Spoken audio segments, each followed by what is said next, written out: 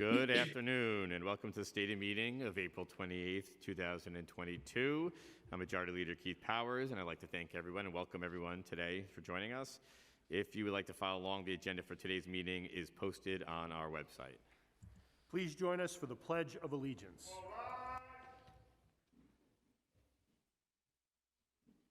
I pledge allegiance to the flag of the United States of America and to the republic for which it stands, one nation, under God, indivisible, with liberty and justice for all. Roll call. Abreu. Present. Ariola. Present. Aviles. Here. Ayala. Present. Barron.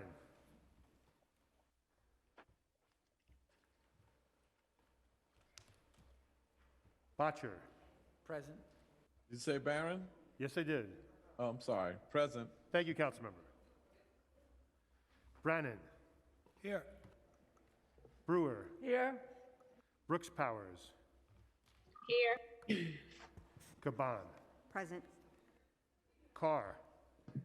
Present. De La Rosa. Here. Dinowitz. Here. Farias. Present. Felice. Here. Gennaro. Here. Gutierrez. Presente. Hanif. Here. Hanks. Present. Holden. Here. Hudson. Present. Joseph. Here. Kagan. Here. Krishnan. Here. Lee. Here. Lewis. Present. Marte. Here. Mealy. Present. Menon. Present. Moya. Present. Narcisse. Present. Nurse. Osei. Present. Palladino. Present. Wrestler. Yes, here. Richardson Jordan. Here. Riley. Present. Rivera. Present. Salamanca. Present. Sanchez. Present. Schulman. Here. Stevens. Here. Ung. Present. Velasquez. Present. Vernikoff. Present. Williams. Here. Juan. Present. Yeager. Here. Borelli. Present. Powers. Present. Speaker Adams. Present. Thank you. We'll now have today's invocation. We're joined here by Deacon James Anthony Bello of Holy Cross Church, which is located at 600 Soundview Avenue in the Bronx.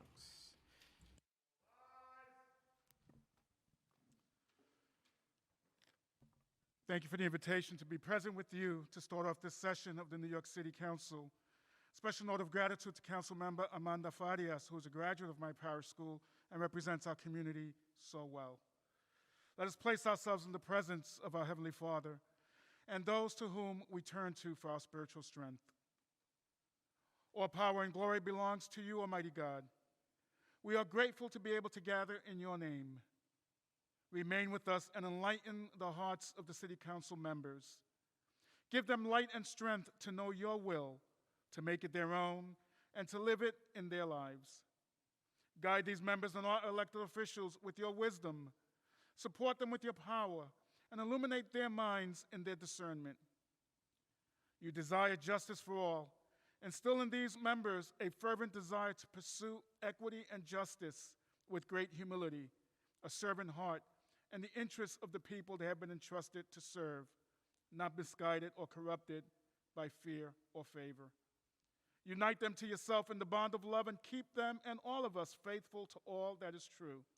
As we gather in your name, may we temper justice with love so that their deliberations and decisions may be pleasing to you and earn the reward promised to good and faithful service. And we ask this in God's name. Amen. Amen. Thank you, Deacon Bello. I think it'd only be appropriate to invite your alum, Councilmember Amanda Farias, to spread the invocation on the record. I am so proud to have my deacon here today. I grew up in Holy Cross Church and School, doing all my sacraments and celebrating every blessing with Deacon Bello at my family's side. So it is an honor to have him here today for the invocation and every day in Council District 18. Thank you, Majority Leader. I would like to thank Deacon James Anthony Bello for being here today, and I make a motion for unanimous consent to spread the invocation in full upon the record. Thank you, Councilmember Farias, and thank you to Deacon Bello for being here today. We're now going to have the adoption of the minutes by Councilmember Sean Abreu. I make a motion that the minutes of the stated meeting of March 24, 2022 be adopted as printed. Thank you, Councilmember Abreu. We'll now have messages and papers from the mayor. Excuse me, M49, TLC appointment. Rules, privileges, and elections. M50 through M56, various budget documents. Finance. M57, city debt and reserves. Received, ordered, printed, and filed. Communication from city, county, and borough offices. M58, city planning appointment. Rules, privileges, and elections. Petitions and communications. None. Land use call-ups. None. Thank you. And we will now hear from communication from Speaker Adrian Adams. Thank you very much, Majority Leader. Good afternoon, everyone. Happy day after Denim Day. I note this because April is Sexual Assault Awareness Month, and Denim Day is the last Wednesday of April, which was yesterday. It's a day of action when we wear denim to acknowledge an Italian rape trial where the survivor was blamed because of the type of jeans she wore. Pre-COVID, every Denim Day, the Women's Caucus of the New York City Council gathered on the steps of City Hall to vocally show our solidarity to combat the notion that rape and sexual violence are the fault of survivors. We thank those who assembled yesterday across the city and across the country to commemorate this statement in denim, to make it known that women can wear anything, including jeans. And we wish, as we wish, and not be looked upon as sexual objects. So again, happy day after Denim Day.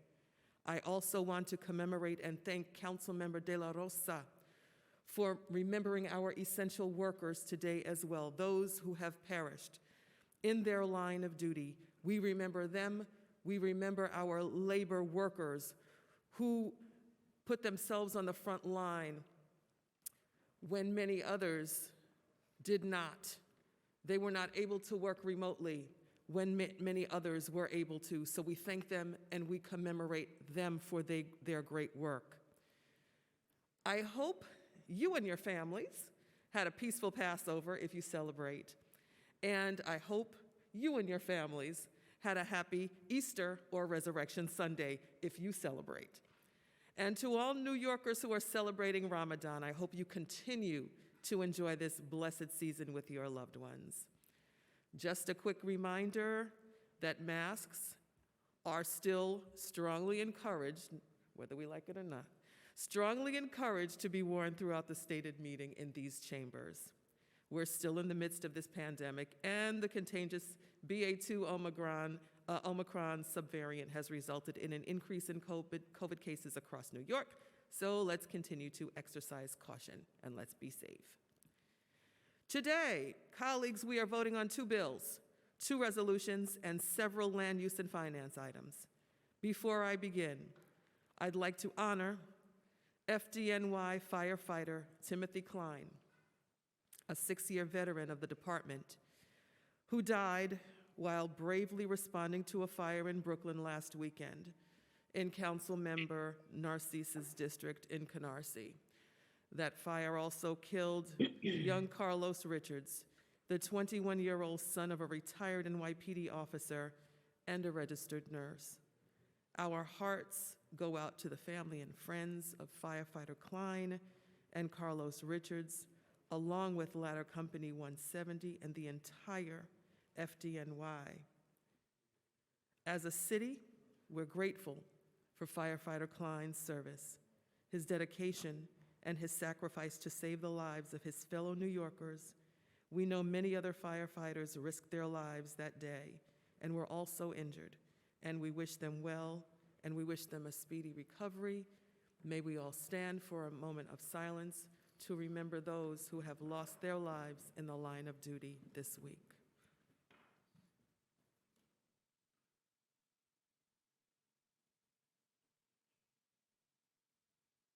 Thank you.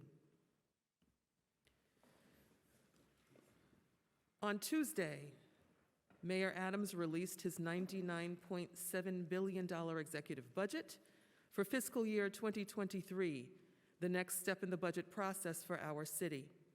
Over the coming days and weeks, the council will begin examining the details of the executive budget and its funding for every city agency, including in our executive budget hearings. We will kick off the first executive budget hearing on Friday, May 6th, with the Committee on Finance, along with the Committee on Fire and Emergency Management, and the Committee on Parks and Recreation. And we will conclude on Wednesday, May 25th, with a hearing solely dedicated to public testimony. While we're just beginning to dive into the finer details of the mayor's executive budget, what I will say is that this council has made it clear that New Yorkers need a budget that will strengthen communities, expand opportunity, and advance an equitable recovery to make our city safer, healthier, and stronger. We spoke with a unified voice on the needs of our communities and city in our preliminary budget response. As a result, we, colleagues, moved the needle for our city between the preliminary and executive budgets to a greater extent than past council sessions. The mayor's executive budget has incorporated many of our funding priorities, from homeless services and housing assistance to summer youth programming and mental health emergency response. And while we certainly appreciate that the mayor has listened to the council in many places, we know there is much more work to be done to add essential investments in certain areas and scrutinize spending decisions in others to ensure that New York City has the budget our communities need to be healthy, safe, and thrive. As a unified council, I'm confident that together we can succeed in achieving this goal, and I look forward to working with each of you and the stakeholders from our communities as we work towards enacting a city budget with the mayor. Now, let's go ahead and dive into our agenda for the day. We will vote on the following land use items: New Providence redevelopment, a new 24-story building to include a medical clinic, approximately 171 shelter beds, 130 housing units, 79 supportive units, and 51 affordable units in Majority Leader Powers District. Our Lady of Pity rezoning will facilitate the construction of 2 new 9-story buildings with 205 housing units, 100% of which will be affordable in Land Use Chair Salamanca's district. 1220 Avenue P rezoning will facilitate the development of a 4-story, approximately 11,000 square foot expansion to the Levitt Medical Center in Councilmember Vernikoff's district. Sutter Avenue rezoning will facilitate the development of a 5-story mixed-use commercial and affordable housing building with 28 units. The council is modifying the application to ensure the lower income MIH options and reduce the rezoning area to preserve the neighboring small homes in Councilmember Barron's district. 3285 Fulton Street rezoning will facilitate the development of a new 7-story mixed-use community facility and residential building. It will include 33 affordable senior housing units. The council is modifying the application to ensure the lower income MIH options and reduce the rezoning area to preserve the neighboring 3-story mixed-use buildings in Councilmember Nurse's district. Lastly, 2 rezoning applications in Councilmember Hudson's district: 1034-1042 Atlantic Avenue rezoning will facilitate the construction of 2 new mixed-use commercial and residential buildings, a 17-story building on Atlantic Avenue and a 9-story building on Pacific Street, which will together include 210 housing units. The council will be modifying the application to ensure the lower-income MIH options and reduce the rezoning area to maintain a mix of residential and industrial uses until a community-wide plan is implemented. 870 through 888 Atlantic Avenue rezoning will facilitate the construction of a 17-story mixed-use commercial and residential building with approximately 228 housing units. The council will be modifying the applications to ensure the lower-income MIH options. We will also vote on the following finance options. Introduction 47 would establish the Castle Hill Business Improvement District in Councilmember Farias's council district. The proposed bid would include properties along Castle Hill Avenue and along Westchester Avenue and is centered around the Castle Hill Avenue 6 train station. The bid projects a first-year budget of $300,000 and proposes to offer such things as marketing, holiday lighting, street cleaning, graffiti removal, administration, and advocacy services. Intro 73 would establish the West Village Business Improvement District in Councilmember Botcher's council district. The proposed bid would include properties on 5 major commercial strips: 7th Avenue South, Avenue of the Americas, West Side only, Bleecker Street, Christopher Street, and West 4th Street. The bid projects a first-year budget of $600,000 and proposes to offer such things as marketing, holiday lighting, street cleaning, graffiti removal, administration, and advocacy services. Reso 137 would grant a 40-year full Article 11 property tax exemption to the 13-12 Beach Channel Drive, located in Far Rockaway in Majority Whip Brooks Powers District. The development would consist of a single 8-story building that would include both a 100-bed shelter and 147 units of affordable supportive housing. We thank Noah Brick for his staffing help. Moving on, we will now vote on the following legislation. First, we have some immigration-related resolutions sponsored by our Immigration Committee Chair, Councilmember Shahana Hanif. Resolution 84A calls for the passage of Coverage for All, which would create a state-funded essential plan for low-income individuals currently ineligible for insurance due to their immigration status. The state's essential plan has provided health coverage to almost 1 million enrollees at a savings to New Yorkers of almost $1.5 billion a year. However, it currently excludes many immigrants because of their immigration status. The state legislation, sponsored by Senator Gustavo Rivera and Assemblymember Richard Godfrey, would build upon the success of the essential plan by expanding coverage for health care services to individuals whose immigration status renders them ineligible for federal financial participation. Resolution 112 would call on the New York State Legislature to pass the New York for All Act, which broadly prohibits state and local officers from enforcing federal immigration laws, funneling people into ICE custody, and sharing information with federal immigration authorities. It also prohibits ICE and Customs and Border Protection, or CBP, from entering non-public areas of state and local property without a judicial warrant. The legislation ensures people in custody are given notice of their rights before being interviewed by ICE. And finally, this bill starts the process of limiting ICE and CBP access to state information databases. We thank our staff, Harbani Ahuja, J.C. Gunapti, and Jenny Florentine Kabor. Next, the council will vote on Intro 14A, sponsored by Councilmember Justin Brennan, which would require the Division of Economic and Financial Opportunity within the New York City Department of Small Business Services and the Mayor's Office of Contract Services to use the most recent data available when considering revisions to citywide MWBE participation goals.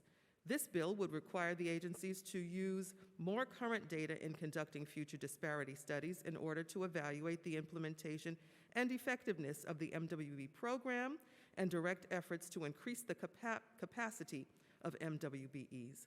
We thank our staff, Alex Polinoff, Leah Skripiak, Michelle Lee, and John Russell.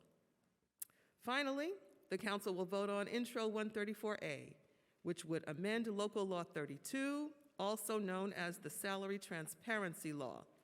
Local Law 32 makes it an unlawful discriminatory practice to post to any job listing that does not include the minimum and maximum salary offered for the position. The purpose of that law was to bring more transparency to job seekers and help eliminate inherent bias in setting employee salaries. The law is scheduled to go into effect next month. In order to improve the successful implementation of Local Law 32, this bill aims to clarify the types of positions the law applies to, limits any unintended consequences for small businesses and nonprofit organizations without significant back office operations, and maintains strong salary transparency requirements. Intro 134A clarifies that the salary transparency law includes positions that are paid at an hourly wage, in addition to those with an annual salary. This legislation took lots of time and lots of conversations with all stakeholders, striking a balance to reach agreement between pay equity advocates who champion this bill and the small business community. It's an example of how the legislative process can and should work. The council brings both sides of an issue together to engage in the meaningful and substantive details of a bill, listens to concerns to make its assessment, and arrives at a better bill that everyone can support.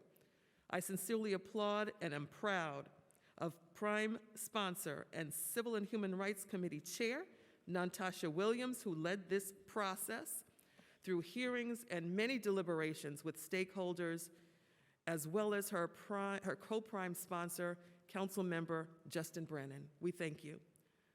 We thank our staff, Jasari, Ganapthi, William DeYorke, Rachel Cordero, David Seitzer, and Jack Kern for their help on this legislation. Thank you for your attention, colleagues. Now I would like to turn it back over into the hands of our majority leader. Thank you, Speaker Adams. We're now going to move into the discussion of general orders. We have 3 individuals signed up, and we are going to first call on Councilwoman Nurse. Because of a very long agenda on general discussion, we're going to try to keep everyone firmly to their 2 minutes, so just please keep an eye on the clock. We're going to start with Councilwoman Nurse and then go to Councilmember Caban.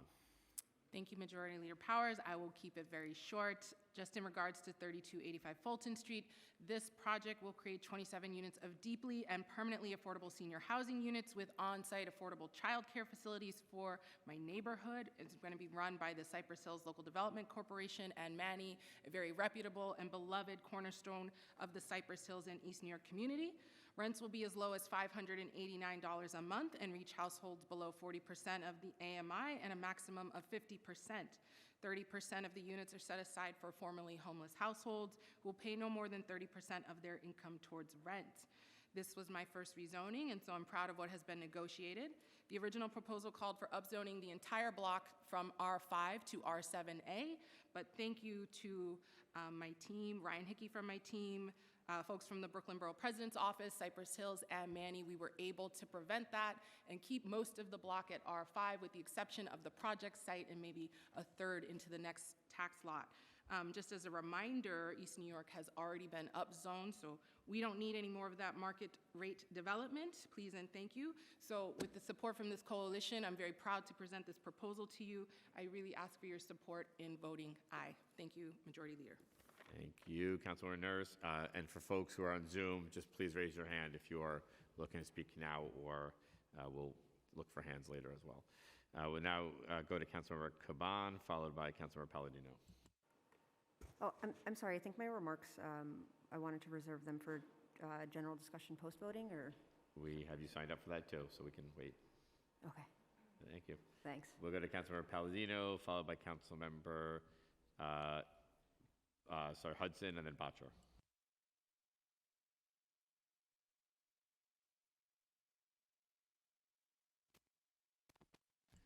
Sorry, Councilmember Palladino.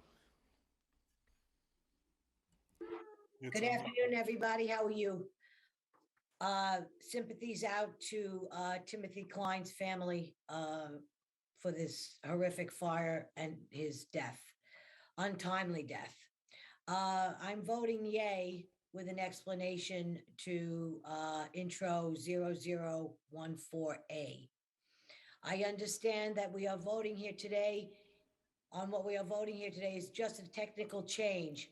And Councilmember Palladino, are you looking? We're not voting yet. Yeah, no, I didn't. That's why I don't know why I'm up to speak right now. Oh, we had somebody sign you up to speak. Sorry about that. Yeah, I know, but I'm not supposed to speak till late. That's why I didn't understand why you called my name. Your staff had signed you up. We'll move on. Go ahead. Okay. That didn't make. Okay, we're going to go on to Councilmember Hudson and then Councilmember Bachelor.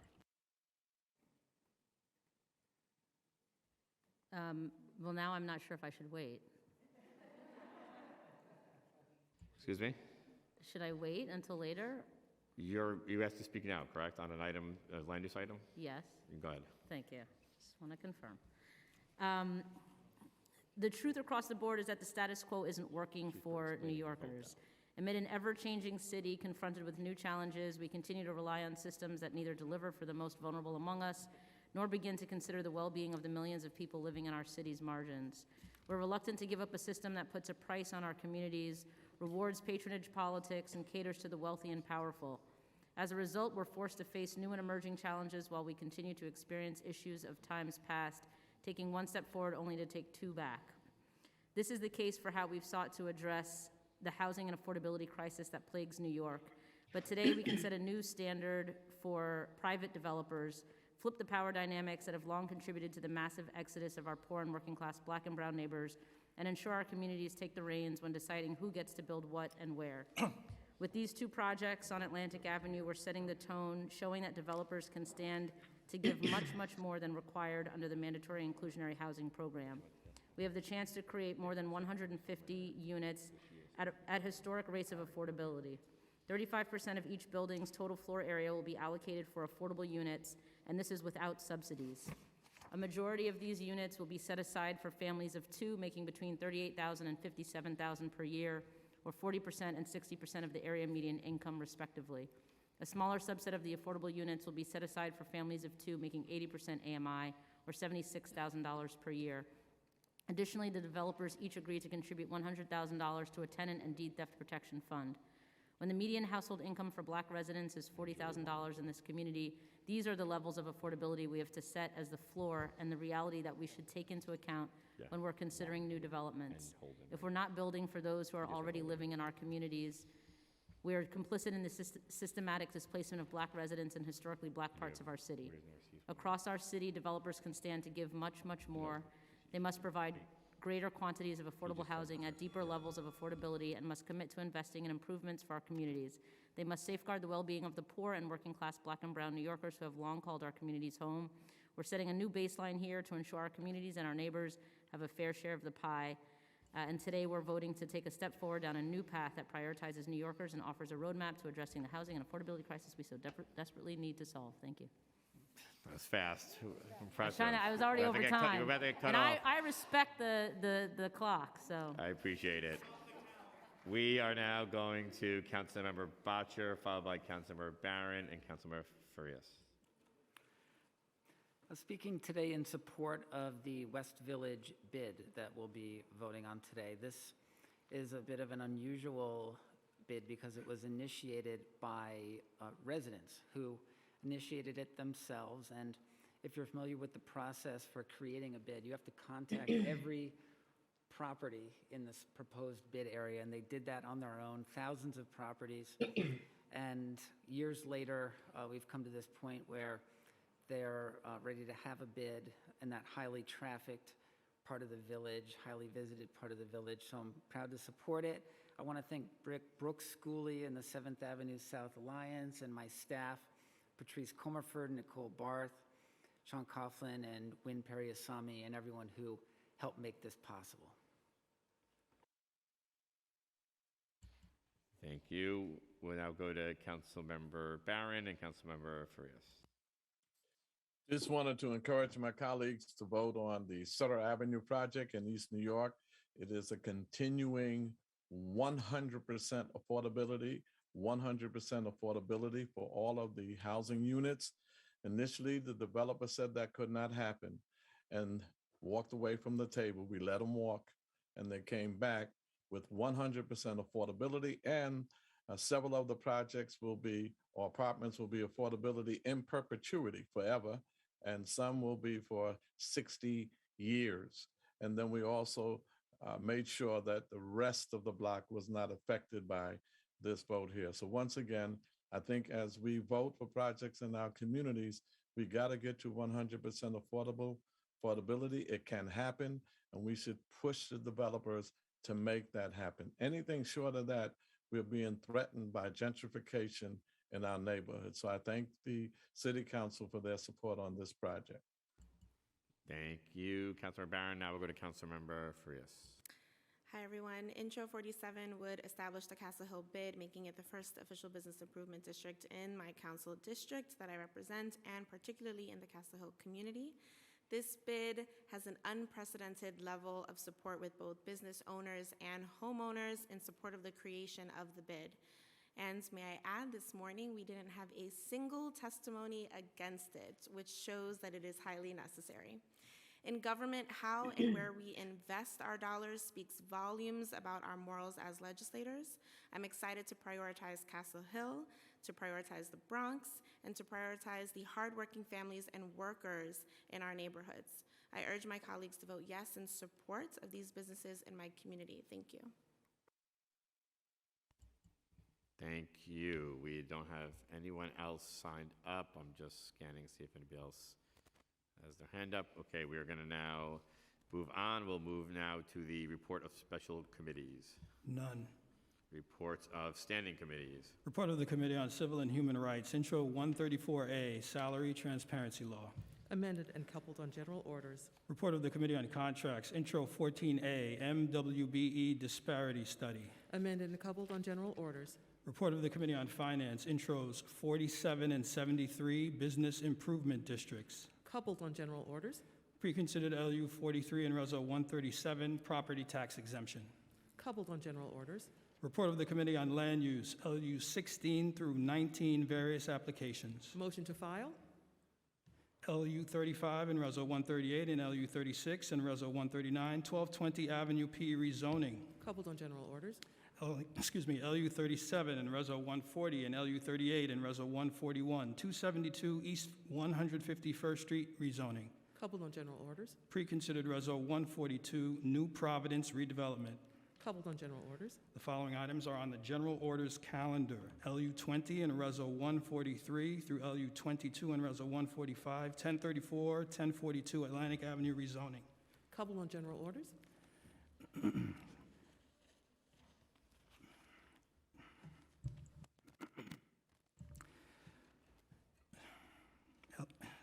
LU 23 and Reso 146 through LU 25 and Reso 148, 870, 888 Atlantic Avenue rezoning. Coupled on general orders. LU 29 and Reso 149 and LU 30 and Reso 150 Sutter Avenue rezoning. Coupled on general orders. LU 32 and Reso 151 and LU 33 and Reso 152, 3285 Fulton Street rezoning. Coupled on general orders, I would now ask that the clerk take a roll call vote on all of the items coupled on today's general orders calendar. Abreu. Aye. Ariola. Aye. Aviles.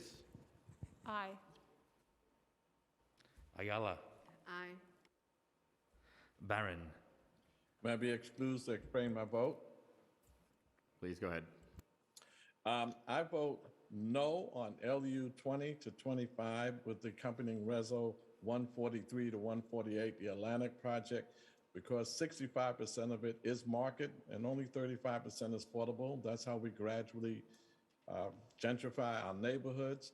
I vote no on LU 18 and 19 for homeless shelters, 171 homeless beds with 130 affordable housing. We need permanent housing. These developers can do that.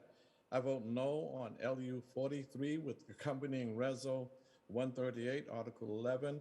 There's 100 homeless shelters, and about 130, 40 affordable housing. On that one, I want to commend the council member from that district for doing the best that she could to try to get it to the rate of affordability.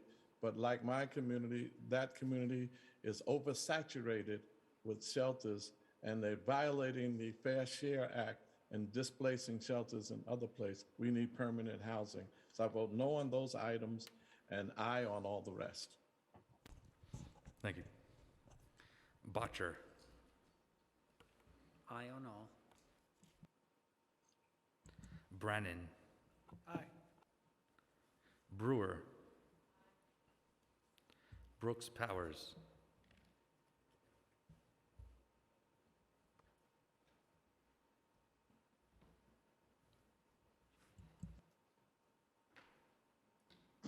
Permission to explain my vote. Yeah, go ahead. Thank you, Majority Leader. First, I'd like to acknowledge the tragic death of firefighter Timothy Klein, who died in the line of service fighting a fire in Canarsie on Sunday.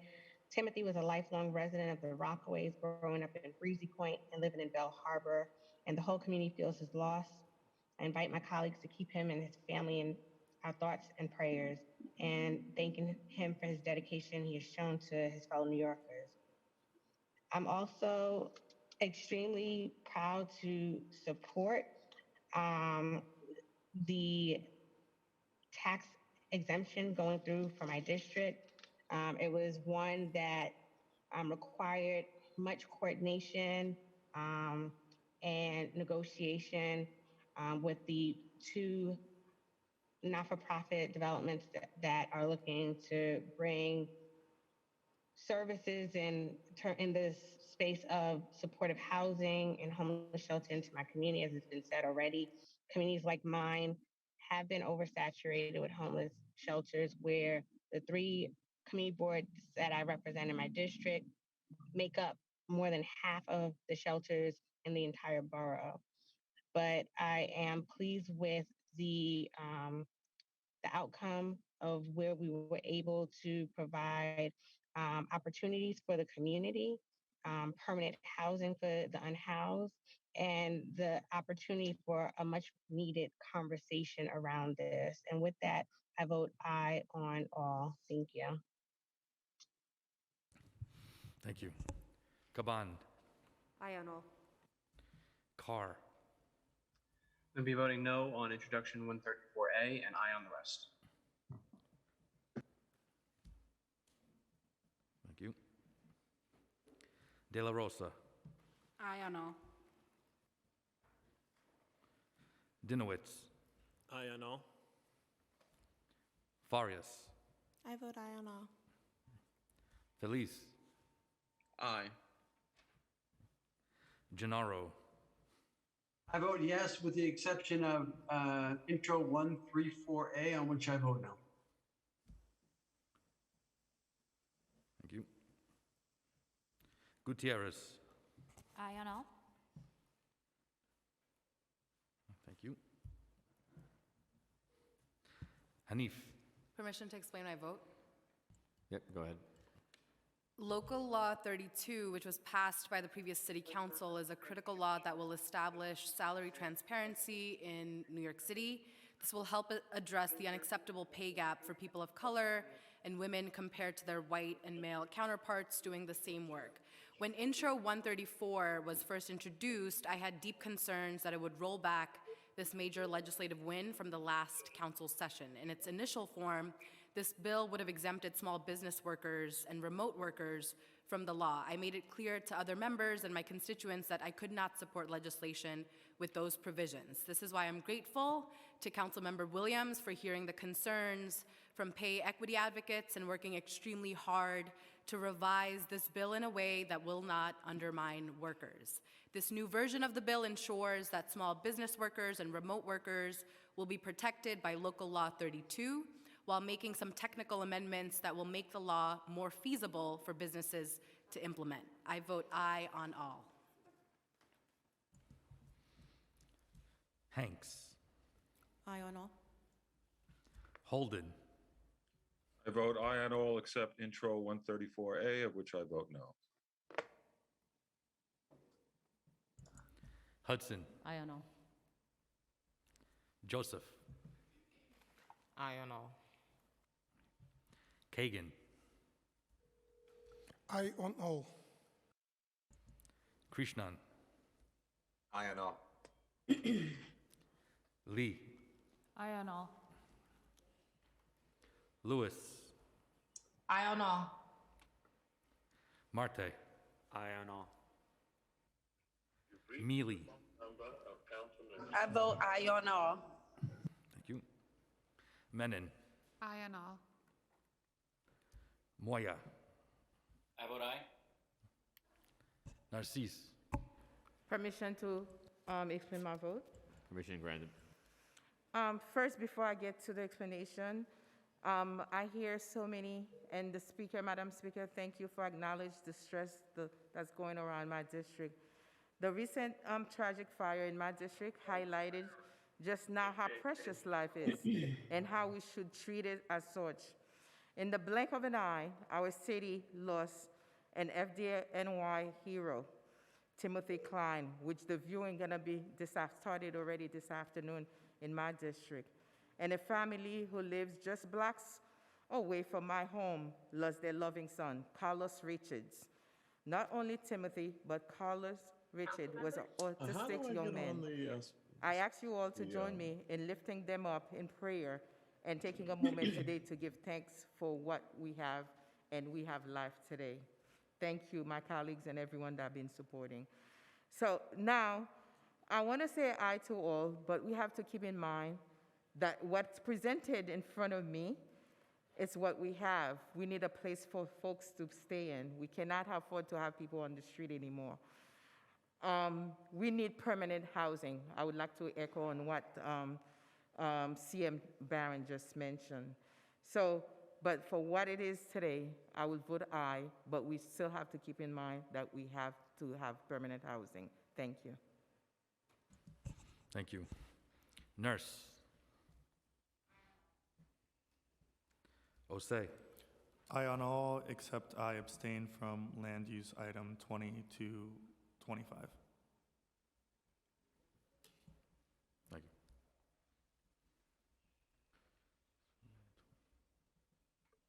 you. Palladino. I vote no on 134A and aye on all the rest. Thank you.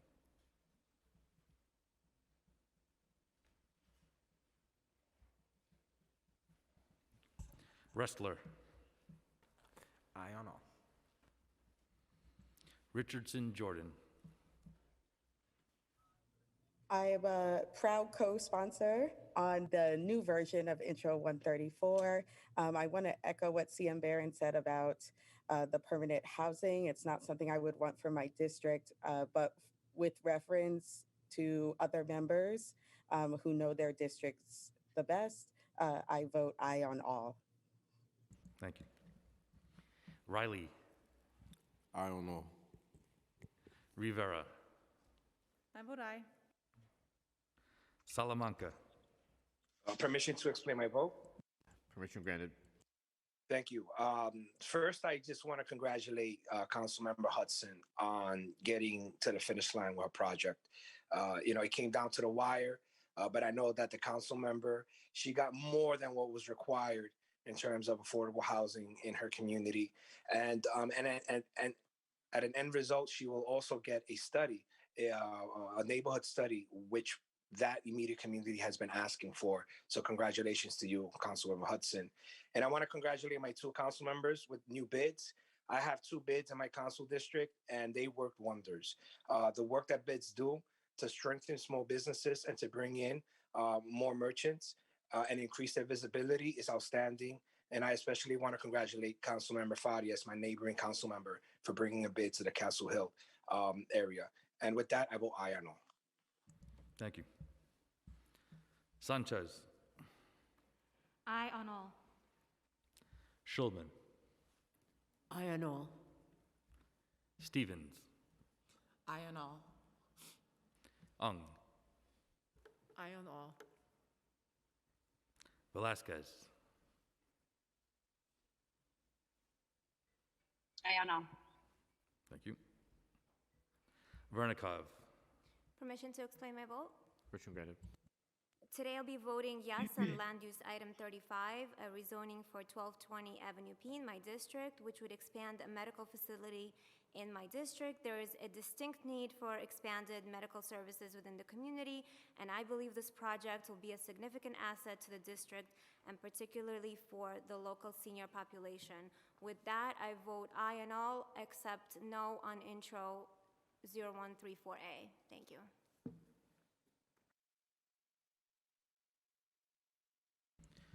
Thank you. Williams. Permission to explain my vote. Yep. Permission I'm going to granted. go a little bit over my time, but today is a big day. This is not only my first piece of legislation, but an opportunity to expand on landmark measures which were critical to the fight in economic equity that we have fought so hard for. Of course, when working on actions like this, as a natural-born advocate, I truly believe that work like this cannot get done without walking lock in step with the community.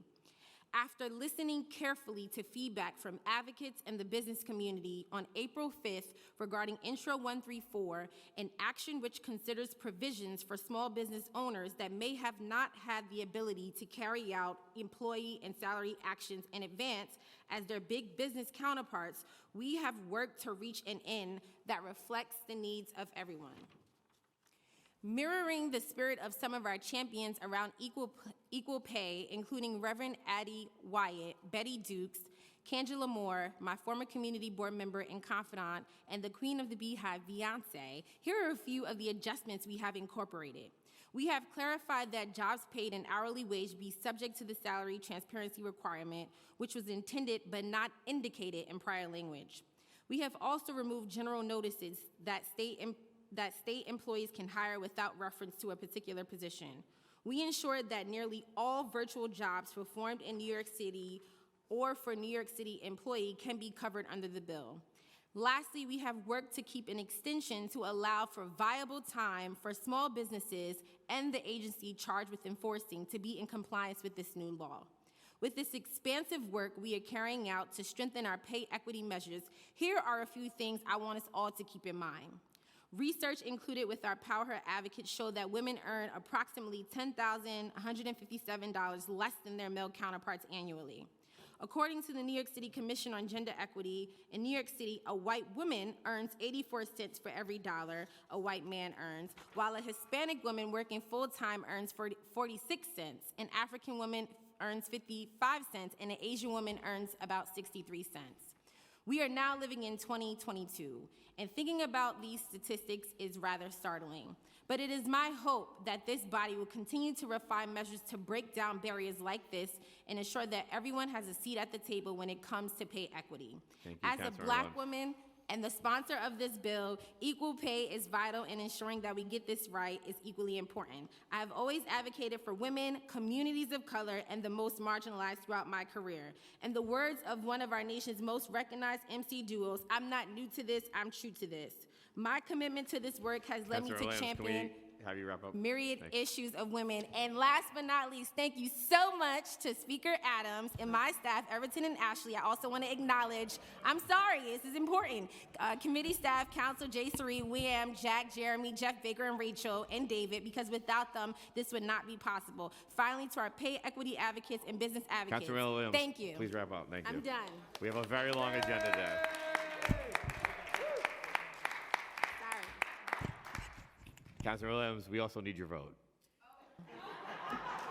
You were like laying the smackdown, Majority Leader. I was like, oh my God. I proudly vote aye on all. Thank you. Congratulations on now this time. I said it last time, your first bill. Thank you. Councilmember Juan. Aye on all. Yeager. May I be excused to explain my vote? You are excused to explain your vote. Thank you, Mr. President. I appreciate very much the efforts by some of my colleagues to pass legislation here today, and I don't want to be a downer on the round of applause, but I will vote no on 134 for the same reason that I voted no on it in the last session of the Council. It is fundamentally unconstitutional. Government cannot compel speech, no matter how good we think the result of that compelling of the speech would be, we still need to have a substantial interest tied directly to the goal that we're trying to achieve. This will simply require additional words in an advertisement, and it won't do what I believe we think it will do to create pay equity. And without that direct attachment from the act of this body to the result that it is intended, it's an unconstitutional compelling of speech. This violates the First Amendment, and that's why I voted no in the last session. I'm voting no in this session as well. I will also vote no on intros 47 and 73. Not going to make a whole big spiel about it, but as I've said in the past, I appreciate very much the work of my colleagues to bring services into their districts where they are desperately needed, because the streets are dirty, because the services are not coming from the government. The people who live there, the people who own businesses there, are paying for those services. So if we're going to create a bid, and the bid is going to do assessments on those property owners ought to receive a credit back from the property taxes that they're paying for the services they're not receiving, which the bid is there to give now. And for that reason, simply because I cannot raise taxes on people, I just can't do it right now in the city, I'm going to vote no on 47 and 73 as well. Thank you very much, Mr. President, and aye on all the rest. Thank you, Mr. President. Thank you. Borelli. Aye on all except 134A. Powers. Aye on all. Speaker Adams. Aye on all.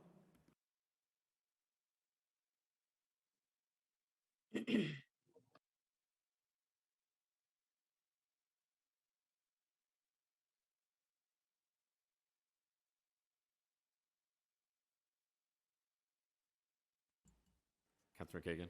Yes, I would like to change my vote. Intro 134A, I'm voting no.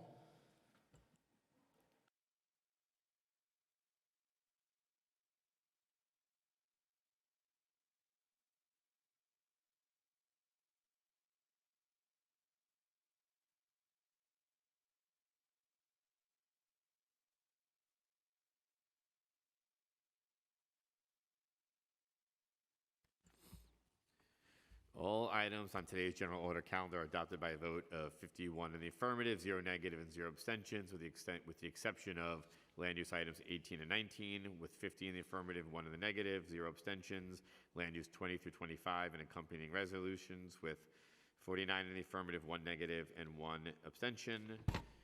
Land use 43 and resolution 137, 50 in the affirmative, 1 negative, 0 abstentions. Intro 134A, which is adopted by a vote of 43 in the affirmative, 8 negative, and 1 abstention. Intro 47, which is adopted by a vote of 50 in the affirmative, 1 negative, and 0 abstentions. And Intro 73, which was adopted by a vote of 50 in the affirmative, 1 in the negative, and 0 abstentions. Thank you. We are now going to move to the introduction and reading of bills.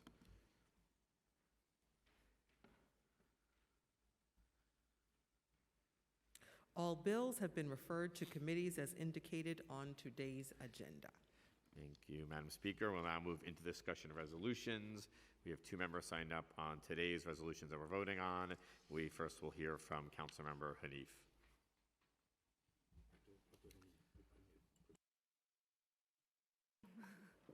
Just pulling up my remarks.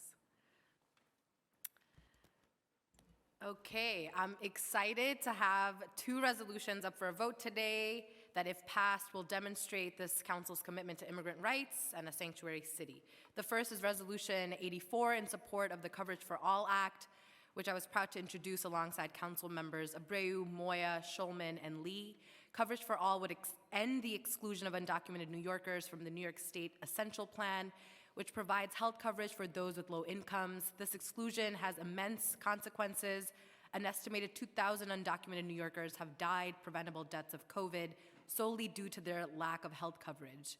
In the fiscal year 23 enacted budget, the state took an important first step by expanding essential plan access to undocumented seniors. The state can and must go further by passing the act in full to cover all New Yorkers. The second is Reso 112 in support of the New York for All Act, which I introduced with our public advocate, Jumani Williams. This act would significantly reduce state and local governments' collaboration with ICE through a number of mechanisms, including prohibiting local law enforcement from inquiring about immigration status. This would decrease deportations and further public safety and economic growth by allowing immigrant communities to more fully participate in public life. Thank you. Thank you. And now we're going to hear from Councilmember Caban, followed by Councilmember Barron. Thank you. I'm speaking in support of the Reso on HR 2070.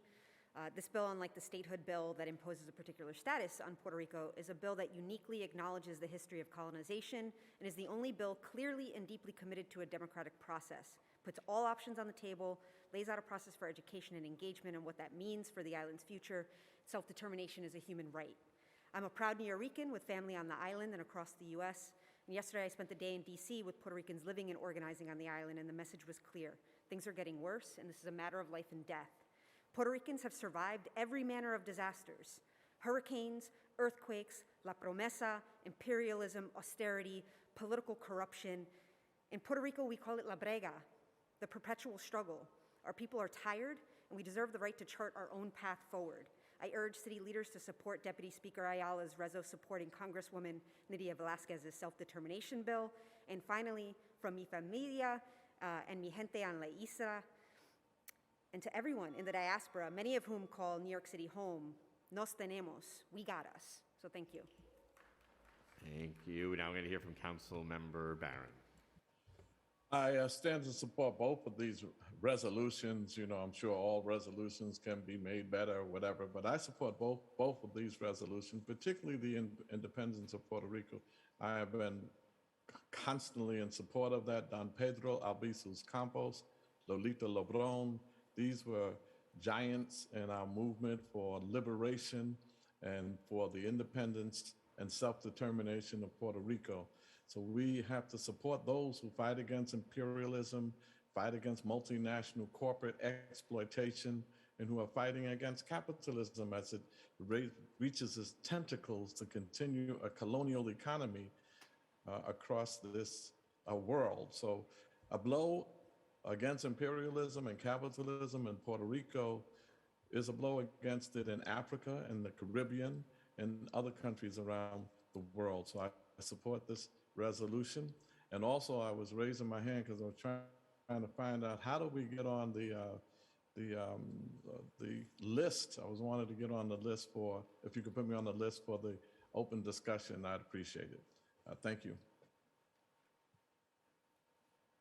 Thank you. Is anyone else signed up to speak on the resolutions?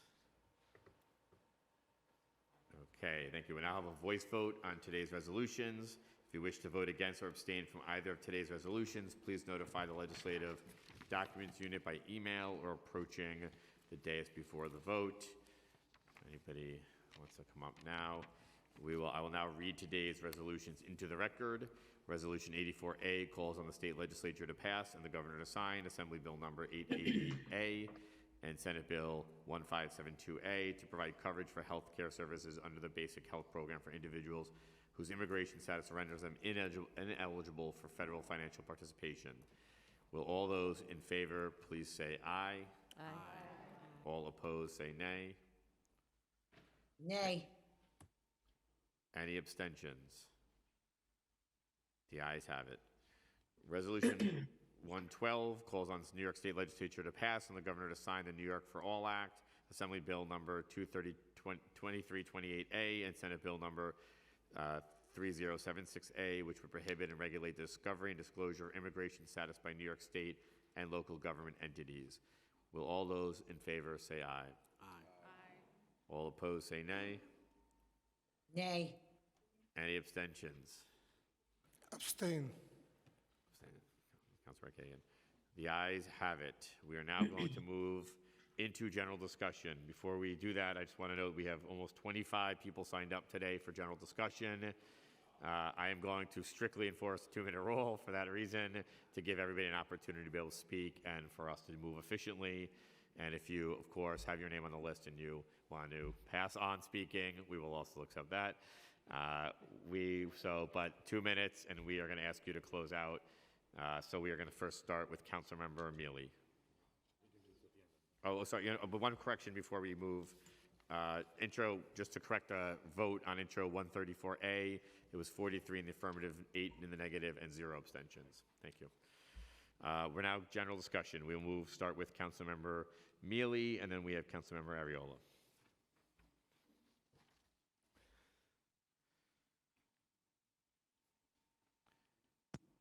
Councilmember Mealy. I'm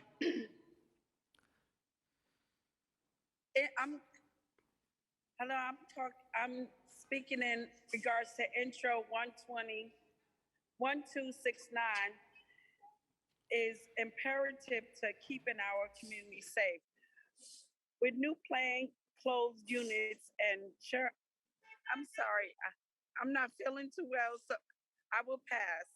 Thank you. But I ask everyone to sign on to Intro 1269. Thank you. Thank you. We like that efficiency, Councilmember. We'll now go to Councilmember Ariola, followed by Councilmember Gutierrez. Thank you, Majority Leader Powers. I'd also like to take a moment to honor firefighter Timothy Klein, who is a constituent of mine, and to give my condolences to my colleague, Councilmember Narcisse, for the loss of her constituent, Carlos Richards. We have a very tragic tie that binds us. I'd also like to just make mention of that this is Holocaust Remembrance Day and that we should never forget. Today, I'm going to speak about Intro 210, which I'm co-prime sponsoring with my colleague, Majority Whip and Council Member in the 31st Council District, Selvina Brooks Powers. For decades, the waters around New York City were viewed by many as little more than a dumping ground, clogged with derelict vessels and littered with debris.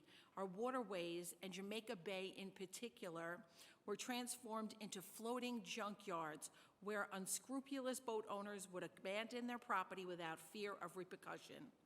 In recent years, thanks to the hard work and dedication of groups like the Jamaica Bay Eco Watchers and the American Littoral Society, many others, we've begun to see a renaissance on our waters. Water quality is better than it has been at any point in living memory.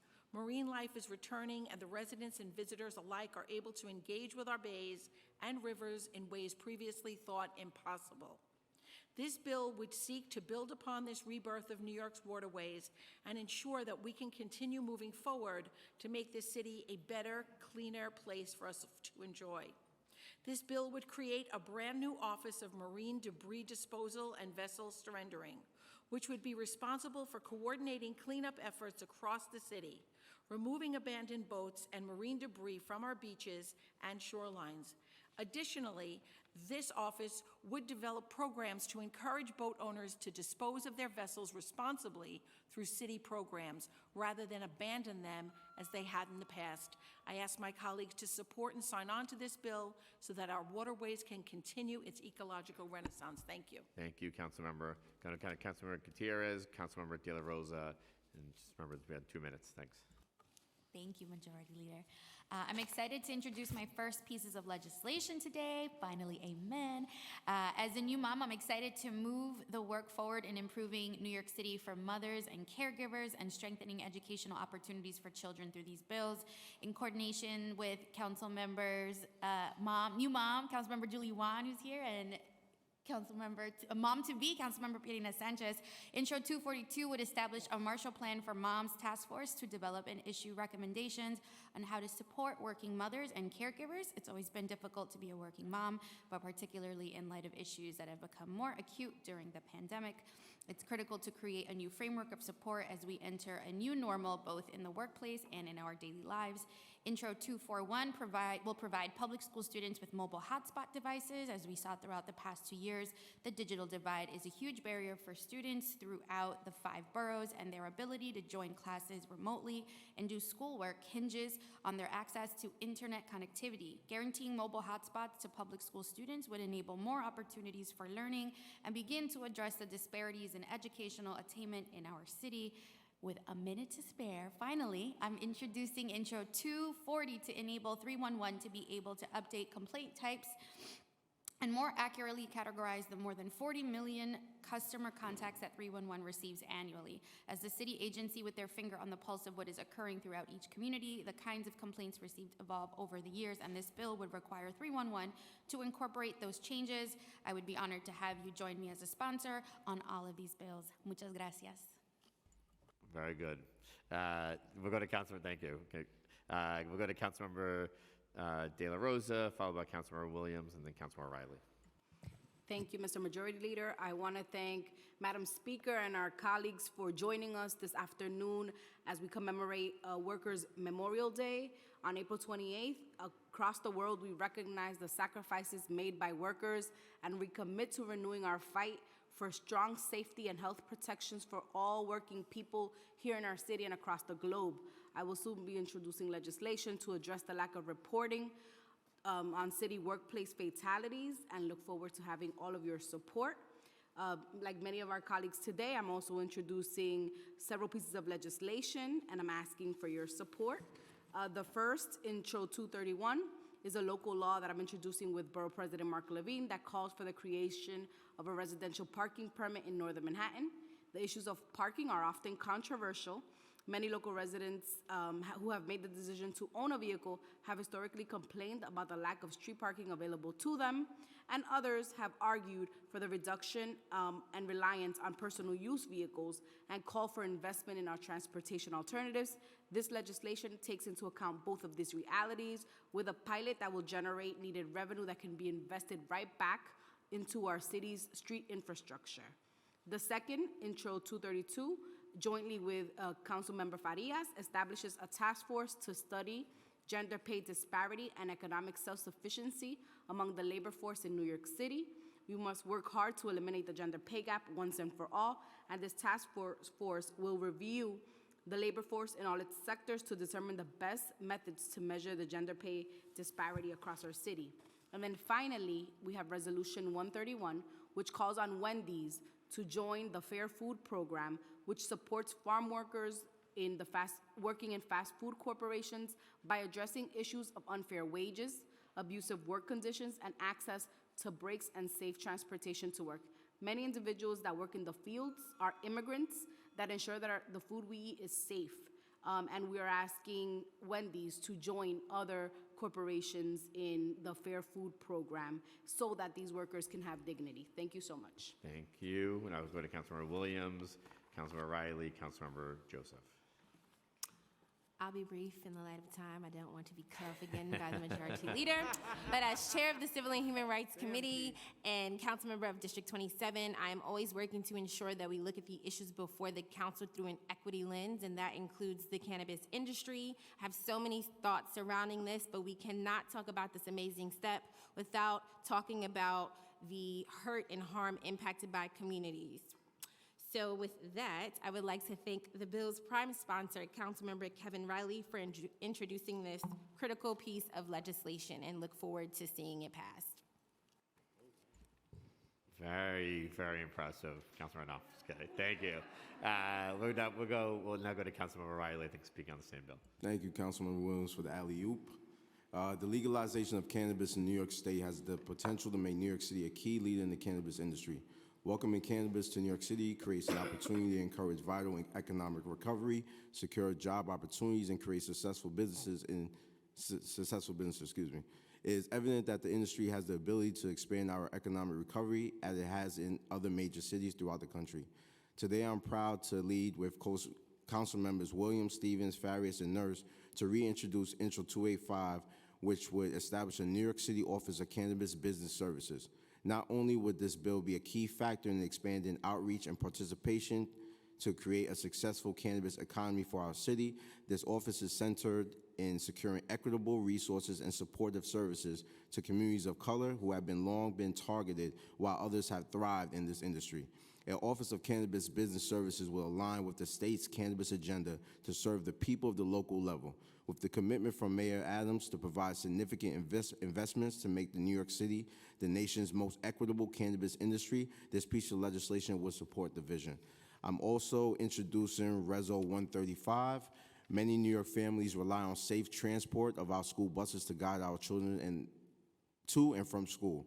Securing their safety is always top priority, and updating legislation that calls to enhance those efforts should be an easy decision. Reso 135 will require all New York State school buses to have 2 functioning stop arms on each side of the bus for safer operations. This is vital to increase our children's safety and create higher visibility for drivers to exercise caution and come to a complete stop. Any bus that does not have both functioning stop arms will be deemed unfit to keep children safe and thus have no place on our streets. I encourage Governor Hochul and New York State legislators to sign LS 7814, a similar piece of legislation that will go a long way in saving many children's lives. Thank you. Thank you, Councilmember Riley. We'll now go to Councilmember Joseph, followed by Councilmember Osei, followed by Councilmember Caban. Thank you, Majority Leader. Today I'm introducing my first bill, along with Board President Mark Levine, mandating that the Department of Parks and Department of Transportation identify locations where the city can install public bathrooms. Introduction 258 would specifically require these 2 agencies to find public bathroom sites in every zip code across the 5 boroughs. We need more than 1 per zip code, but this is certainly a step in the right direction. The lack of public restrooms hurt everyone. I'm sure every single person can think of a time when they were stranded and had to search for a business that had a bathroom they can use. When we don't have public bathrooms, we smell human waste in public parks, in our subway stations, in our neighborhoods. No one wants to see that. We can prevent this by providing public bathrooms that the city will clean and maintain for everyone. Everyone needs a safe place to use the restroom. This will improve the quality of life for every New Yorker. It will keep our neighborhoods clean and sanitary. It is good for business. It just makes sense. I hope that my colleagues will consider signing on to this bill. Thank you. Thank you. We're going to go to Councilmember Osei, followed by Councilmember Caban. Thank you, Majority Leader. Today I will be introducing 3 pieces of legislation. The first bill, Intro 278, which I introduce on behalf of Brooklyn Borough President Antonio Reynoso, takes on a plight that too many New Yorkers know too well: package theft. It will require all new residential developments to have a secure delivery storage room. Decades ago, thieves declared open season on our lobbies. Every day, 90,000 packages are stolen in the city, depriving our neighbors of everything from prescriptions to Christmas presents. The COVID surge in home deliveries assigns greater urgency to the issue. It's time to act. The second bill, Intro 276, one I'm co-priming with Councilmember Aviles, Bottcher, and Narcisse, will require the Department of Homeless Services to provide trainings on cultural sensitivity, de-escalation tactics, and trauma-informed approaches for their staff and public-facing contractors. Requiring these trainings will ensure that those who serve the unhoused do so with respect and care. Homelessness is trauma. In serving those who face it, we must prioritize the universal human right to dignity. And finally, the third bill, Intro 277, one I am co-priming with Councilmember Althea Stevens, is deeply personal to me.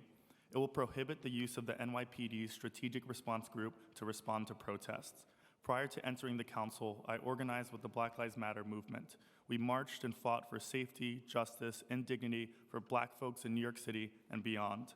Although our right to assemble and protest is protected by the United States Constitution, my fellow organizers and I were met with fleets of militarized NYPD forces on the streets, who beat and brutalized peaceful protesters while trampling on our nation's founding document. The summer of 2020 proved once and for all that the manner in which the SRG exists and operates cannot continue. It's our tax dollars funding these abuses. It is the armed extension of our government. We must refuse to continue these assaults on our neighbors and ban the SRG's use in addressing protests and public assemblies in our city to uphold and defend our fundamental rights. Having seen what we've seen and knowing what we know, this legislation is common sense, and I hope all co-sponsor. Thank you, Councilor Osei. We'll go to Councilor Caban, followed by Councilor Menon. I'll get you that pen. Thank you. HRA's utility allowance rule means that City FEPS is not functioning the way the council originally envisioned it, that our neighbors are experiencing homelessness, are faced with unnecessary barriers to finding the housing that they're entitled to. So Intro 229, which I'm introducing today, is a simple piece of legislation that will eliminate that technicality, shorten stays at homeless shelters, lift bureaucratic red tape, save the city money, and move us toward a fully housed city, which is to say a safer and healthier city. I want to thank my colleague, Deputy Speaker Ayala, for her partnership on this vital rule change, and I urge all of my colleagues all to sign on as co-sponsors. Thank you. Thank you. We'll go to Councilmember Menon, followed by Councilmember Kagan. Thank you so much, Majority Leader Powers. Today, I am proud to introduce, along with Council Members Wan and Council Member Williams, Intro 262, which would require the Department of Small Business Services to establish a letter grading system for MWBEs. It is far time for the City of New York to actually do the work that's needed to give our MWBEs vital resources in terms of contracts.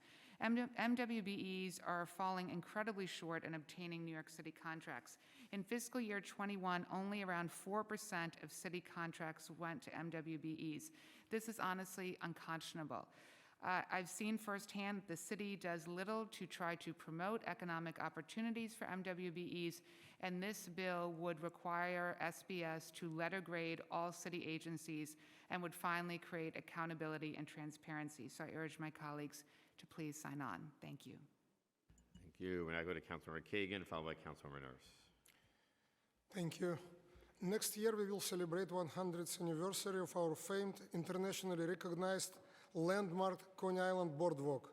In the last 10 years, a lot of parts of our boardwalk have become dangerous to walk for both local residents and visitors. According to New York City Comptroller, city paid millions of dollars in settlements for claims for victims of boardwalk who were hurt, injured, or seriously wounded just by walking, and they were hurt by holes, nails, and broken planks. I'm looking forward to working with administration, particularly with Parks Department, Economic Development Corporation, and other city agencies to restore the glory of Coney Island Boardwalk using city funds as well as federal assistance from federal infrastructure funds. Communities of Southern Brooklyn deserve our own beautiful and hospitable boardwalk as a place for recreation, economic engine, and symbol of New York City recovery for generations to come. Thank you. And I'll go to Councilmember Nurse, followed by Councilmember Dinowitz. Good afternoon again, colleagues. Thank you all for your support on the resolution for Puerto Rico on behalf of my family members. Today is a great day for the war on trash. I'm so excited that New York City potentially can recommit to a serious and aggressive path towards zero waste to landfills or incinerators by 2030, and universal curbside organics is the clearest, fastest way to get there. I'm so excited to be reintroducing a number of bills with CMs Bottcher, Osei, Menon, Gutierrez, Hanif, Powers, and Caban, which will require New York City to establish a goal of achieving zero waste by 2030 and for the city to report on meeting that goal. I'm also so proud to stand with my dear colleague Hanif and other members as a co-prime on universal curbside organics for every neighborhood in New York City. I believe New York City has a real chance to be a national and global leader on these issues, and what an achievement it will be when we get it done. And lastly, 420 month is not yet over, so I am very excited to be a co-prime on CM Riley's bill that will bring much needed technical assistance and support to our legacy folks and communities. The current law, as written, is already stacked with barriers against those who need to be first to benefit. So we need to urgently get our legacy folks up to date, equipped, and prepared to benefit first from this new law. So thank you. Thank you. We'll now hear from Councilmember Dinowitz, followed by Councilmember Stevens. Thank you, Majority Leader. Colleagues, friends, today is Yom HaShoah, a day where we remember the Holocaust. One of the things that we say on Yom HaShoah is never again. Never again will we as a people collectively suffer. Never will there be another genocide. Never will a people's babies be ripped from their arms and people dig their own graves and watch each other into the gas chambers. But as time passes since the Holocaust, and as more and more of our survivors leave this earth, that phrase, never again, is losing meaning. And we are seeing significant increases in anti-Semitic acts of hate, anti-Semitic hate crimes here in New York City. ADL just released a report 2 days ago. Wiesenthal Center released a report today. Violence against our Jewish brothers and sisters is up over 200% since last year. Harassment in K through 12 schools is up over 100% in the past year. This is our city. This is the city where my wife and I are raising our boys who are descendants of survivors. So as time moves on, and as we see this increase in hate, there's a heavy burden, I think, upon all of us to make sure that when we say never again, we mean it. And I implore you all, there are two things we can all do. One is to speak out. Anytime there's an act, anytime you could be an ally, don't be silent, because there is no such thing as an innocent bystander. And the second, I would ask that you use your platform, your time, your energy, your resources to ensure that all of our communities, all of our schools are educated in history and the history of the Holocaust. Because studying the Holocaust isn't about looking back at the darkest chapter in our history. It's about looking forward and providing meaning and power to those words, never again. Thank you. Thank you, Councilmember Denowitz. We're now going to hear from Councilmember Stevens, followed by Councilmember Barron. Thank you, Majority Leader, and sending love and light to the Jewish community at this time. But it's my pleasure to introduce my first piece of legislation today. It's local law to amend the administrative code of the City of New York in relation to requiring Department of Transportation to establish a program allowing community centers, schools, and arts and cultural institutions and religious institutions to use adjournment outside space. By introducing this piece of legislation, young people across the city will have access to space to play, learn, and grow, and community institutions will be able to step out from their buildings onto the streets to give neighbors access to their resources. I often say that our strength is in our unity, and utilizing space in our neighborhoods will build community, and it is a key and vital to the success of building unity. I'm extremely happy to also be co-priming 3 pieces of legislation. First, with Councilmember Riley, Williams, Ferrars, and Nurse on establishing the Office of Cannabis Services. This is another step to reversing the devastating causes caused in Black and Brown communities and provide a pathway to generational wealth. Second piece of legislation with Councilmember Osei, as we are elected, and our responsibility as electeds is to protect the rights of our constituents and their safety while exercising their right to protect their constitution, their constitutional right. And my third and last piece of legislation will be with Councilmember Ferrars, as it is important that the youth of our city have equitable access to New York City ferry services, as I continue to advocate for ferry access throughout our city for all communities. And I'm under 2 minutes. Thank you. Very, very impressive. Thank you, Councilmember Stevens. We'll go to Councilmember Barron, followed by Councilmember Holden. Thank you very much. First and foremost, I would like to express my condolences to firefighter Timothy Klein. That firehouse he worked out of is right on the borderline of my district in Canarsie. My condolences. Secondly, I'm presenting 2 pieces of legislation, one for the wrongfully convicted. There are those who were wrongfully convicted and they were let out and then they just say, sorry. No, this bill would assure them social services to be provided for them and their families. My other bill that I'm introducing is the Slavery Disclosure Act. All corporations are vetted before they get contracts to see if they're good corporate citizens. And some of them have corruption in the past and they have to list that. Well, we want them to list if they ever were involved in the slave trade or the institution of slavery. Finally, the budget.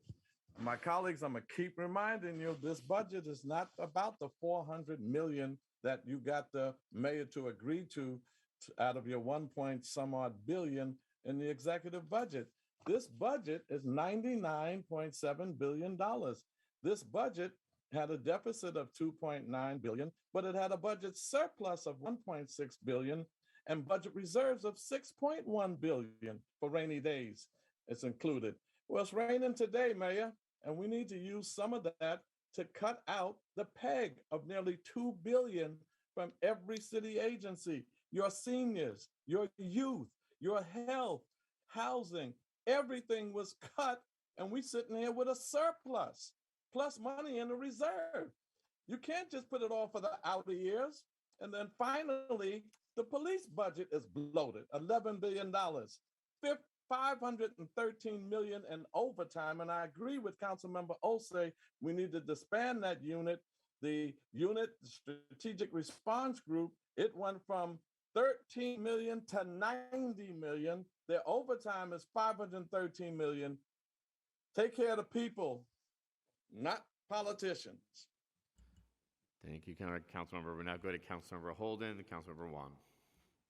Thank you, Majority Leader Powers. I'm proud to introduce another package of bills today presenting common sense solutions to quality of life issues and many other topics. These bills will help address parking problems, restrict disturbances caused by unreasonably bright lights in residential areas, crack down on illegal parties that cause various issues, and improve notification for community boards, protect the privacy of New Yorkers who have been the victims of violent crime, create a better installation and maintenance process for tree guards on our streets, ratchet up fines for quality of life offenses, and require, listen to this, require a supermajority vote by the council to raise our taxes and more. These bills offer real solutions to nonpartisan issues that New Yorkers in my district and throughout the city are frustrated by every day. I look forward to bipartisan support of these measures from my colleagues that will help our city move forward. Please review the proposed legislation, and I would appreciate your support. Thank you very much. And under 2 minutes. Not bad, Councilmember Holden. Appreciate it. And I got like 12 bills. We're going now to Councilmember Wan and then Councilmember Hanif. Thank you so much. Today I'm introducing 3 bills that have been adopted from former council members Rosenthal and Kilos, who served as chairs of contract committee before me. I'm grateful for their work, and I will continue to focus on transparency and accountability for our city contracts. Intro 299 would add an option to question the passport questionnaire, asking prospective city vendors to voluntarily disclose the gender and race of their directors and senior executives. This data would help us understand who leads the organizations who we work with to execute our city's goals and helps us work towards more equity in the organizations that we contract with. Intro 300 would require a commissioner of investigation to appoint a special inspector to monitor the emergency procurement contracts entered into the city's response of COVID-19. This is really important because we saw that during COVID-19 that the contracts that were given did not have a lot of qualifications or a lot of things that we were using to make sure that our city taxpayer dollars were going to use. So we want to make sure that we're holding bad actors accountable and learning how to move forward with more responsibility. And finally, Intro 301 would apply to a contractor and a city agency or the council that are parties to city contracts valued in excess of $100,000 to establish standards for conflicts of interest that may arise as a result of entering into contracts with organizations. I know that contracts is not the most exciting, but I just want everyone to sign on because this will bring more transparency and accountability. So I urge my colleagues to sign on, and I am really excited today to be here as a co-prime sponsor for bringing back and making it mandatory for curbside composting with Councilmember Hanif. So I hope that you will support us on that as well. Thank you so much. Thank you. Just wanted to chime in here with some trash talking. I'm super excited to introduce universal composting. This will phase us out of the opt-in model and make it mandatory. It's a public utility, and I hope that we're going to get there. I urge my colleagues to not be rubbish and to sign on to this exciting piece of legislation, Intro 244. Thank you to the 11 co-sponsors, including Speaker Adams. I appreciate you all for moving us in a direction that we absolutely must and urgently should move towards a greener, sustainable New York City, an environmentally just, one that undoes environmental racism. And I'd like to make a pitch for Intros 281, the CORE Act, sponsored by Councilmember Powers, which would expand compost drop-off services and sites, and then, of course, Intro 274 by Councilmember Nurse, for us to adequately achieve our zero waste goals in New York City by 2030. Thank you all so much. Thank you, and I appreciate your trash puns today. Appreciate that. We'll now go to Councilmember Brewer, followed by Councilmember Rivera. Thank you very much. I do want to congratulate Councilmember Williams on the wage legislation, and certainly everybody who's working on curbside organics pickup. It does need to be mandatory. We tried it before otherwise, and I think the only way to go is mandatory. And I too read names this morning at the Holocaust Remembrance Day. Today's also Workers' Remembrance Day, as we know, and also I really appreciate the speaker mentioning Denim Day yesterday. These are really important celebrations that we don't want to forget. So a couple issues in terms of legislation.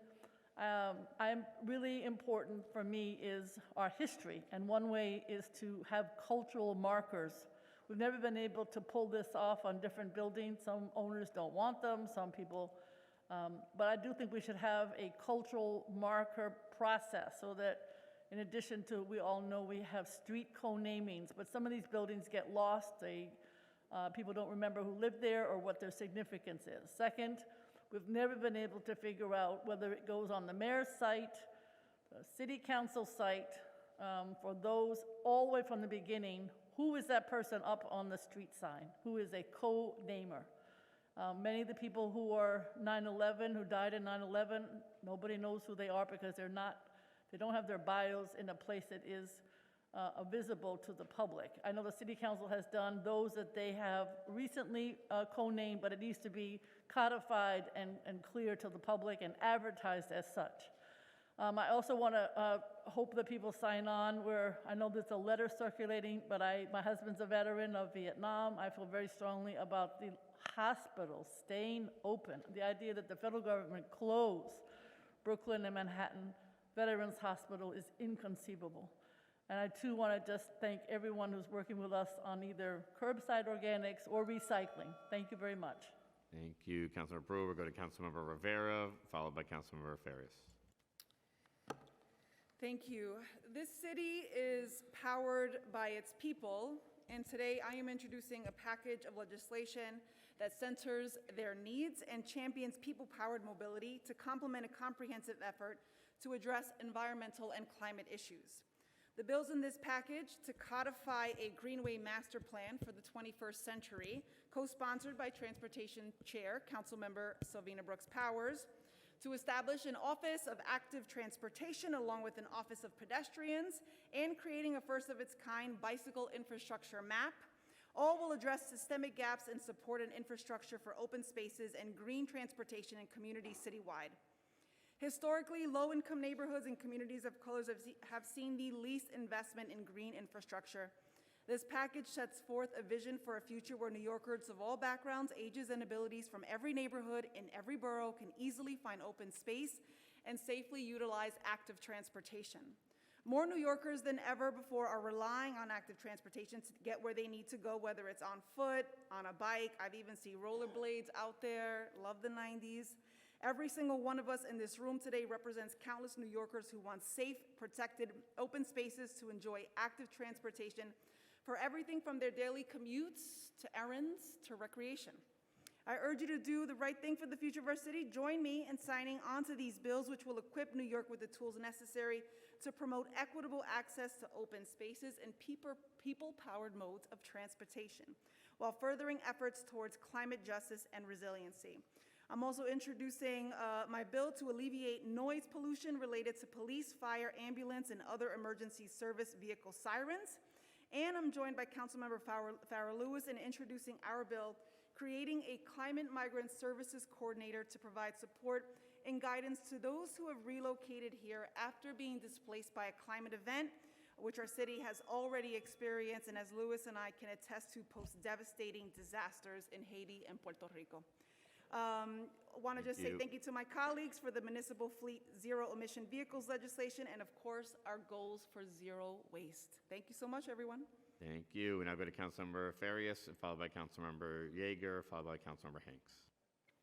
I have a lot of great pieces of legislation being introduced today, 5 to be exact, including some with colleagues, Councilmembers De La Rosa, Menon, Stevens, and Riley. I urge my colleagues to look them up themselves and sign on. I'm proud to reintroduce Intro 285 with my colleagues to establish a New York City Office of Cannabis Business Services. Our city needs to streamline all of the resources it has to offer. By providing legal and technical advice, loan programs, help finding affordable locations, and more, we are ensuring that our newest economy has solid ground to stand on and able to thrive. This is proactive and protective. It prioritizes the importance of safe and tested products that collect tax revenue for direct community reinvestments. This bill also calls for the office to provide oversight on what is and isn't working in the industry by submitting a biannual report to the mayor and council related to the status of the commercial cannabis industry.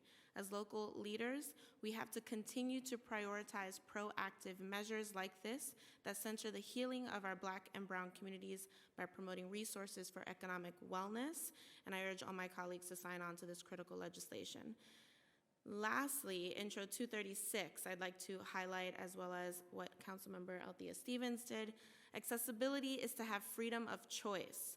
By letting our young people take advantage of our waterway, transit allows for them to have choices they don't have right now. By only having reduced cost train and bus passes, we are not accounting for the students who could get to their communities a lot safer, healthier, and even faster with the option of the ferry. And I'll give you back 18 seconds, Majority Leader. We will take it. Thank you, Councilmember. We'll now go to Councilmember Yeager, followed by Councilmember Hanks.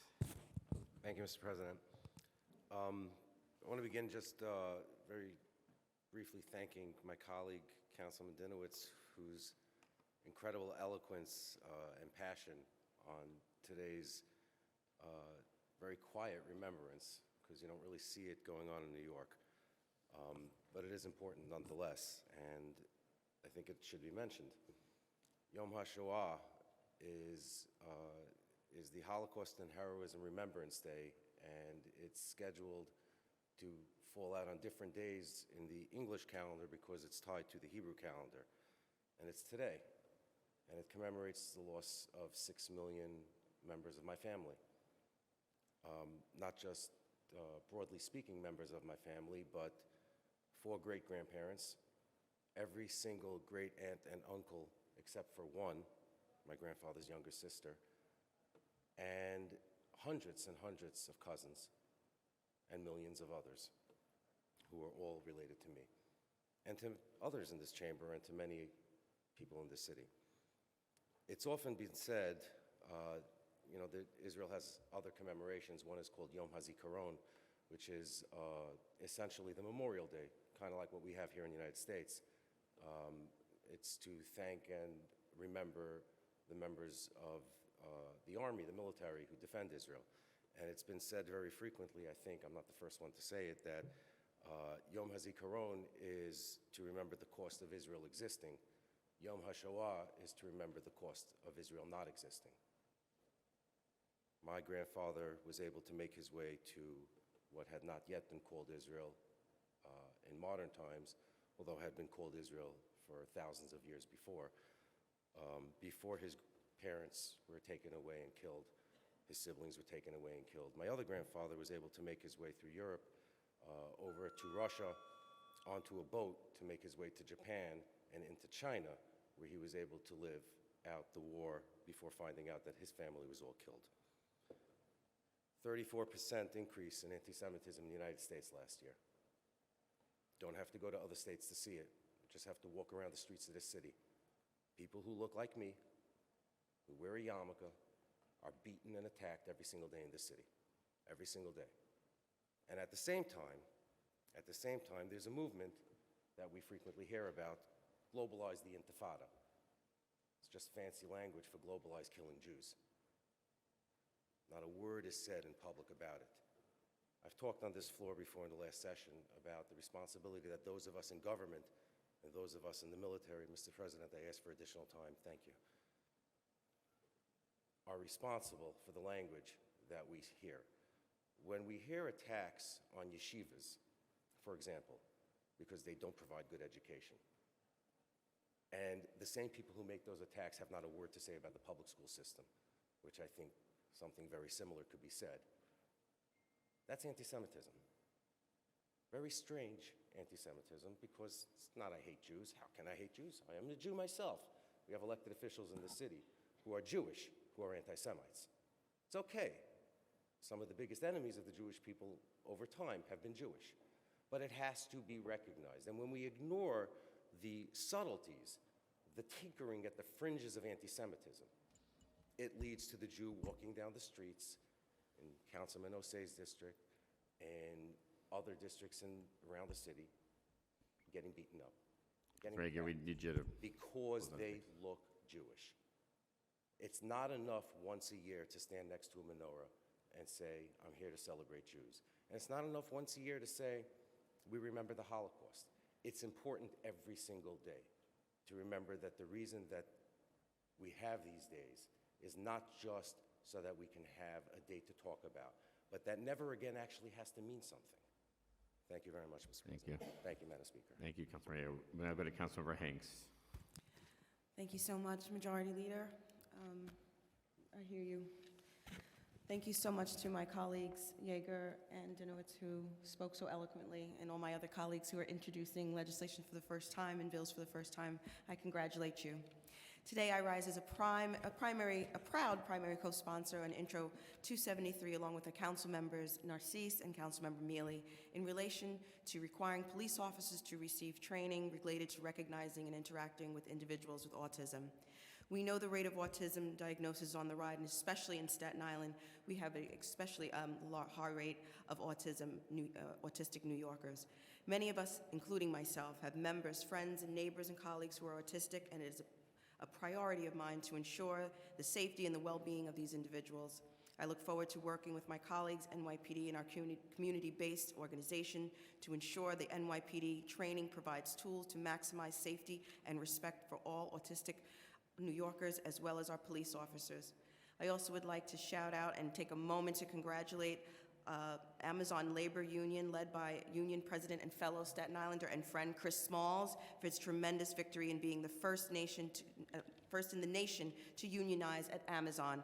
The Amazon Labor Union put Staten Island on the map as a labor pioneer, and I could not be more proud. Thank you so much. Thank you, Councilmember. That is the last person signed up. Are there any other hands or any other people signed up? Councilmember Narcisse is raised her hand. Thank you. Thank you, Madam Speaker and Leader. I rise to ask my colleagues to join me in supporting 3 introductions, which I believe will benefit the people of New York City and make our city a safer and more equitable place for all.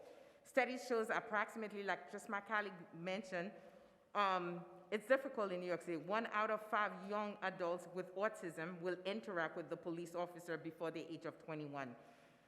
Community services, including interaction with police, are essential at times for New Yorkers and families with autism. When a parent, caretaker, or person with autism requires police help, we should not have to be concerned that their call for help could lead to a situation where their own lives could be placed in danger from the officers sent to help. Therefore, along with Councilwoman Hanks and Mealy, I have sponsored Intro 273, requiring police officers to receive training related to recognizing and interacting with individuals with autism.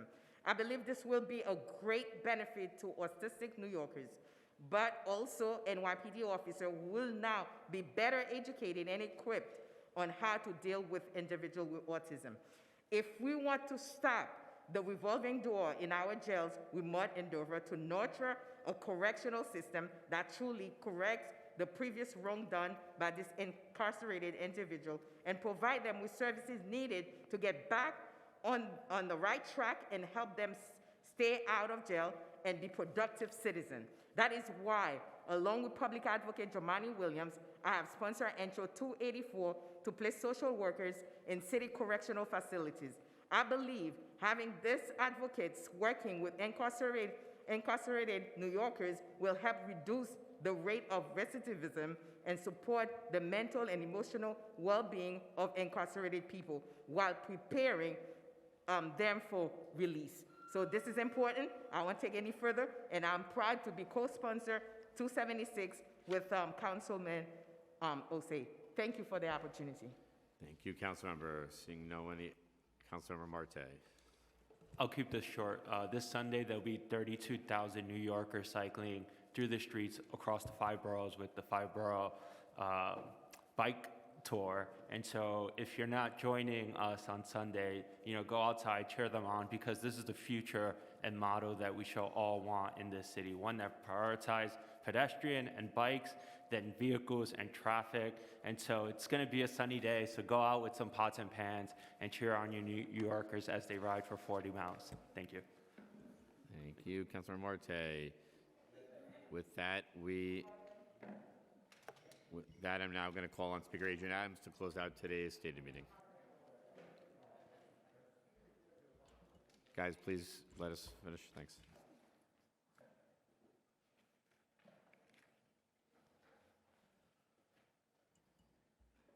I'm not calling Speaker Adrian Adams to close today's stated meeting. I was waiting. Colleagues, the stated meeting of April 28, 2022 is hereby adjourned.